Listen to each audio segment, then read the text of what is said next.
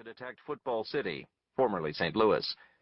But the freewheeling, independent gambling territory refused to knuckle under to the threats of blackmail and extortion from their unfriendly neighbors to the north. It was Hunter and the Air Force of rescued pilots he'd organized who helped Football City's Army and thousands of Free Forces volunteers defeat the family's 80,000-strong invading force in a series of spectacular battles. Both the Axe and the family relied on Soviet help. Hunter was certain of it.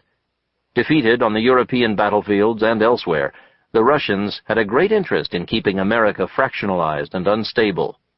Hunter was a stumbling block in these devious plans. His goal was to reunite the continent, reestablish the democracy that was once the United States. If this dream was to come true, the destabilizing elements in New Order America, and there were plenty of them, would have to be defeated. After the big war, Hunter had joined a bunch of his ex-Air Force buddies in a group known far and wide as ZAP. The Zone Air Patrol was the crack Air Force for the Northeast Economic Zone, the area once known as New England, that had become its own country after the New Order went down. But as good as ZAP was, they couldn't prevent the Northeast Economic Zone from falling to the Mid-Axe. That's when Hunter became a fighter pilot for hire. Only later did he get revenge by defeating both the Axe and the family. Now he was part of the newly formed Pacific American Air Corps, or PAAC. He and a number of other ex-Air Force and ZAP pilots had established a new air base near Coos Bay, Oregon. They were allied with the Republic of California, a democratic government sometimes known as the Coasters. Together, their charge was to protect the western flank of the continent as far east as the Rockies and up through Alaska. It was a huge responsibility, but they were relatively well-equipped for the job, especially in air power.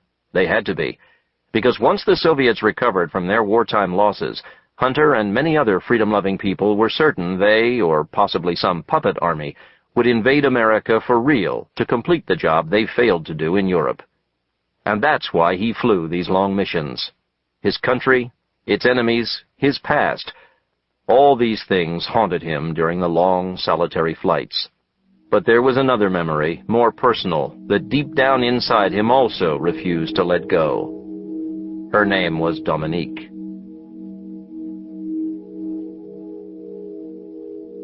Hours passed.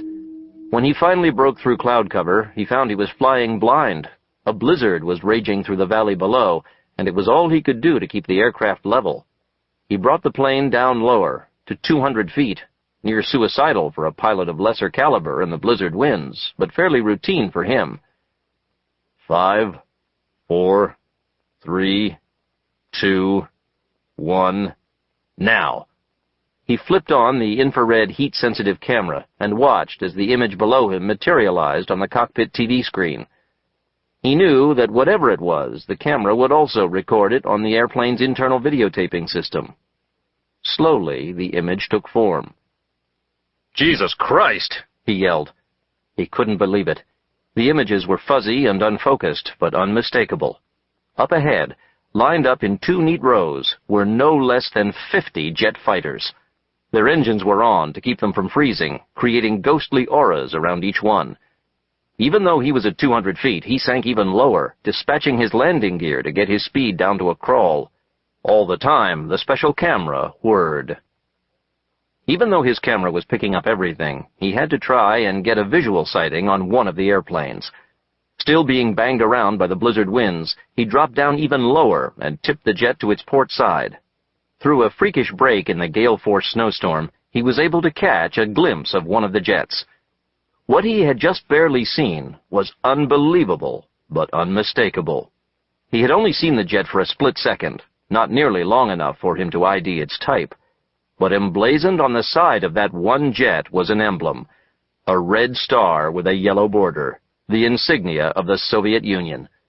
The Pacific American Air Corps had a bunch of Russian jet fighters right in their backyard. But not for long.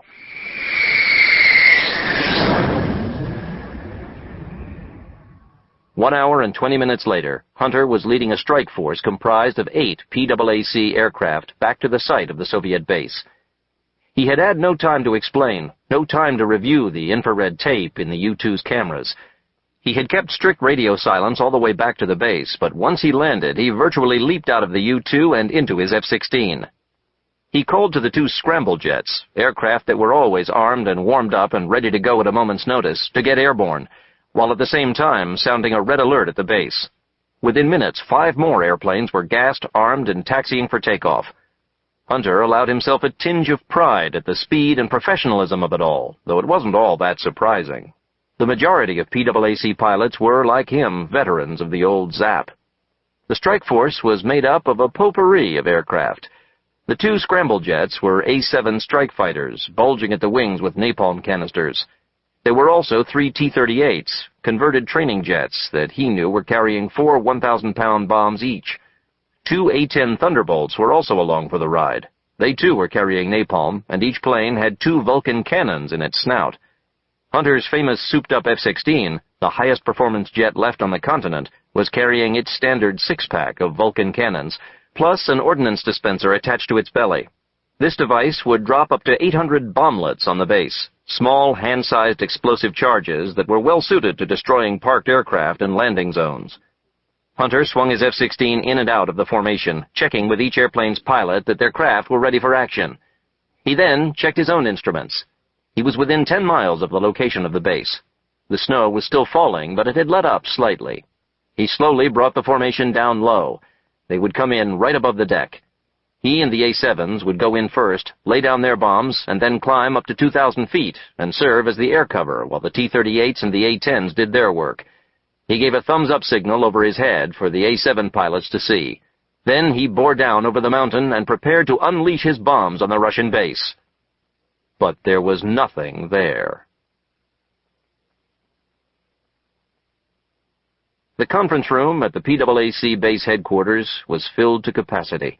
More than 60 pilots, plus base support personnel, were squeezed into a room that was built to hold 50 people tops. Around the round conference table, its top strewn with empty and full coffee cups, wrappers from sandwiches, and countless liquor and beer bottles, sat the principal officers of the Air Corps. The atmosphere was tumultuous as the pilots talked among themselves.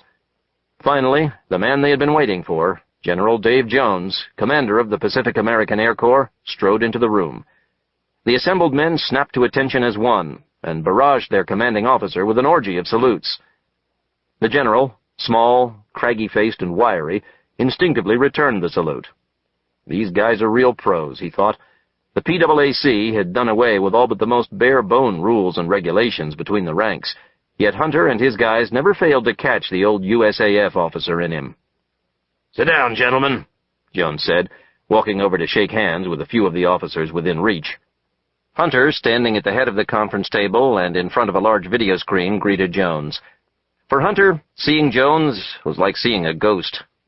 The man was the identical twin brother of the deceased hero General Seth Jones, Hunter's one-time commanding officer and mentor. Seth Jones had died bravely in the opening rounds of the Midak coup in the Northeast. Before he died, he told Hunter and the other Zap pilots to head west to join up with his brother Dave. Eventually, they did. "Good flight up, sir?" Hunter asked him. Jones's HQ and the main base for PAAC was located at the old Naval Air Station in San Diego. "Sure, no problem," Jones said, taking off his trademark baseball cap and undoing his leather flight jacket. "Any coffee or whiskey left?" "Both," Hunter said, retrieving a bottle from the table, while another pilot handed a mug of coffee to the general. Jones splashed a healthy slug of whiskey into the coffee cup and took a gulp.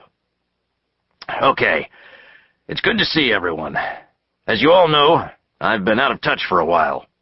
Without going into detail, we've got a secret project working, and I was locked up in a laboratory, me and a bunch of eggheads, for several weeks.